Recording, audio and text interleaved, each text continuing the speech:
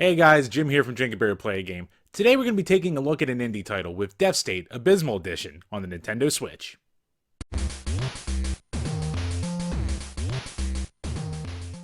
Before I get started, I just want to give a big shout out to Bread Machine Games for sending us a code to take a look at this game. Thanks a lot, guys.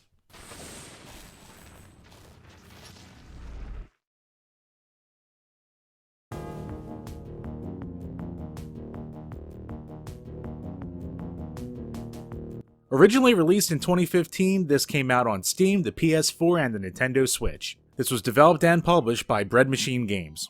So, long story short, you have discovered the secrets of deep astral projection and have entered into a fully death-like meditative state. So, it's called your death state, and while you're there, you can go beyond the realms of previously only imagined of those enlightened or mad enough to dwell upon them. So, it's a long story short of you're trying to find this professor who goes crazy and goes into this meditative state and starts to control demons, blah blah blah blah blah. It's just all the story that they threw in here that really I don't care about because the game's so fun. Let's get into it. The graphics in this game are friggin' awesome. It's got that beautiful blending of 16-bit, pixel art style with more modern effects. Like there's good use of shading in here, there's great use of transparencies, there's even some random rotational effects from time to time, and the game runs like super smooth. I noticed almost no slowdown or lag, and this game can just fill up the screen so fast with enemies and projectiles and just different effects and stuff going on in the backgrounds. If I had to have one nitpick about the graphics, I'm not super crazy about a lot of the backgrounds. Some of them just look like, straight up dungeons. So they're not the most intuitive thing in the world, but when you get to the more hellish kind of landscapes, those are straight up awesome. It's a little bit of a mixed bag when it comes to that, but overall, I completely love the graphics in this game. It has a certain art style, but it hits it out of the park. The sound in the game's pretty good overall. It's not excellent, it's not the reason you're going to come back to this game again and again, but what you get is pretty good. The music in the game is perfectly fine. It's perfect background noise. And after a lot of playthroughs, it'll get stuck in your head a little bit, but I'm not going to call it memorable. And you really only get a couple different tracks for the levels, so that's a bit disappointing. And the sound effects are also fine, average. I mean, you're going to be spending most of the time hearing the sounds of your projectiles and enemy projectiles, and the sounds of enemies exploding, and the sounds of loot being dropped. Again, it's kind of a minimalistic approach, I could almost say, but it definitely suits the game well, even if nothing's spectacular. I'll say it's maybe slightly above average, but it certainly does not take anything away from the experience. As far as the control goes, it's pretty damn simple overall. For the most part, you're not even controlling your firing, which is the craziest gimmick of this whole game. So basically, it's a shoot-'em-up bullet hell game meets Binding of Isaac. You're going through these caverns, you control your character with the left stick, you shoot automatically, and your character will typically shoot the closest character to you, and then the face buttons will cycle between a couple different special moves. You get 2 special moves and an item that you can store. So that's really it. And then the right stick lets you dash out of the way. 2 sticks, 3 buttons, that's it. It's super simple, but you know what? It works. I had no problems with the control. I never felt confused or that I misclicked on anything. At first I was really taken back by the fact that I'm not controlling where I'm shooting, but as you play the game more and more, that really just goes out the window as a problem, because there's so much going on screen that I actually like the fact that you don't have to worry about firing, because you're going to be spending a shitload of time dodging stuff. What they went for, it's unconventional, but it definitely works, and I have no complaints about the control scheme here. The gameplay. So this game combines a lot of different stuff together. It's a roguelike action RPG like Binding of Isaac, mixed together with bullet hell items and a lot of looting. It's kind of a weird mishmash of a bunch of different styles and a lot of different stuff that you've seen before, but it just works. Basically, when you start the game, you're going to go through a set number of levels, and there's, the overworld and 3 levels per world, and then there's a boss fight at the end of each of them. So you're going through each level, and the biggest gimmick of the game, besides the fact that you don't control your shooting, is that, much like, say, Diablo or Binding of Isaac, you're going between all these different rooms, getting all the loot you can to beef up your character. This game is all about the power-ups and the drops that you get, and it's all random, so every gameplay experience is going to be different. So you're going to be going through the game, and there's going to be items that will make your attack stronger, that'll give you a little bit more health, that'll give you a little bit more defense, that'll give you a little bit more luck, and it's always a bit of a balancing act because some things might make you slower, but it'll give you way more firepower.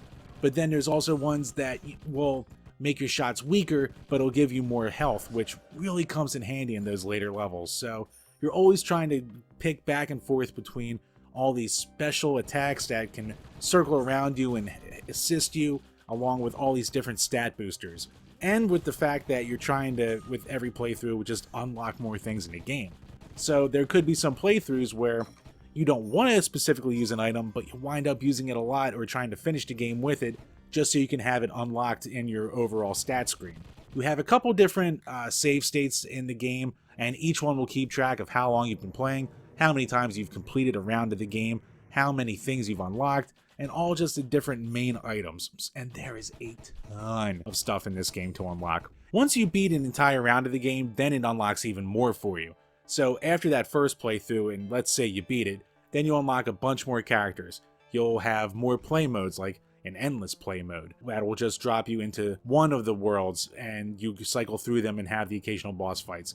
It'll have higher difficulties, it'll have seeded modes. It also unlocks the ability to give you an optional boss fight very early on in the game against this Cthulhu-like monster that will make you have a harder time going through the rest of the game, but it'll also give you more rare drops and more stuff to go through. So it'll give you different paths, it changes the dynamic of the game. So there's just so many different ways to play this that for me, it's not a game that I really come back to all the time, but every time that I do, I always get like trapped in it for hours on end, and it's a perfect pick up and play kind of game.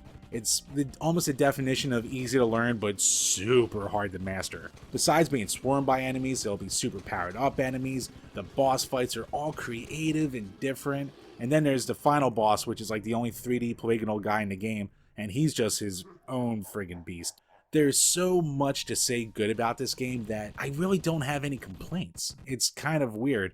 I guess the biggest complaint that I would have with the gameplay is I do eventually tire out of playing it, just because, one, I'm going to get frustrated because I die so many times and I've only beaten full playthroughs like a handful of times, if that. And even beyond that, it's just, it does get samey after a while. So it's not a game that I can play for weeks on end, but it's that perfect game that I can go back to like every 2 months and pop in and spend a day playing and be completely satisfied. But it's a game that I always feel like I can come back to. Originality. Hate to say it, but not a ton here. Like I've already said 1,000 times, it combines all these different games that you've already played before, but it's just the way that it combines it and the fact you don't control your shooting where the real originality comes from. And the replayability is, you have replayability for days. You have so much replayability here. Every gameplay session is going to be different. Boss fights might be different. Enemy placement's going to be different. And it's also going to be different depending on which character you pick in the beginning. So they all have different stats, different weaknesses, different strengths, different special abilities. So there's just so many ways that you can just make every gameplay session your own. That, yeah, I mean, if I was doing scores for these mini reviews, it would get a 10.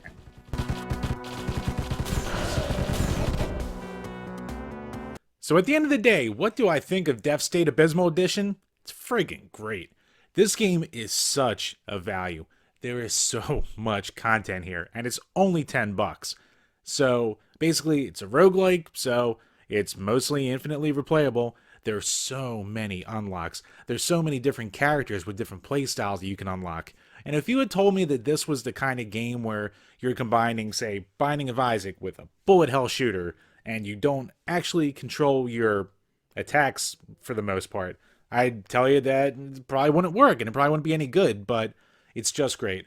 From the super clean visuals to the moody music to the near perfect control, it's just an overall solid package that I find it really hard to have a lot of complaints about because, again, $10. So if you've always wanted Binding of Isaac, but you didn't want to spend $40 on that on the Switch, go with this. You know what, even screw Binding of Isaac, just go with this in general. It's a unique experience, but it's, you know, also familiar, but it also makes itself its own. Does that make sense? Probably not. But that'll do it for today, guys. As always, if you'd enjoyed this video, leave a like below, leave a comment, let us know if you played this game before, or is this something you'd be interested in.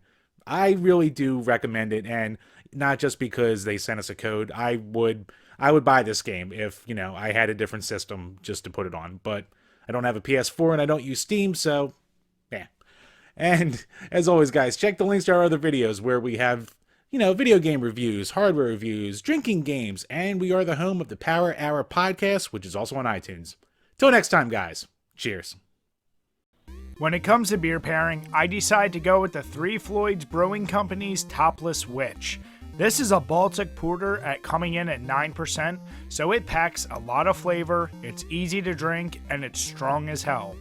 The label automatically made me think of some of those hell levels, so this was a pretty easy pairing. So if you're lucky enough, grab a couple bottles, sit back, and enjoy. But remember to drink your beers and play your games responsibly.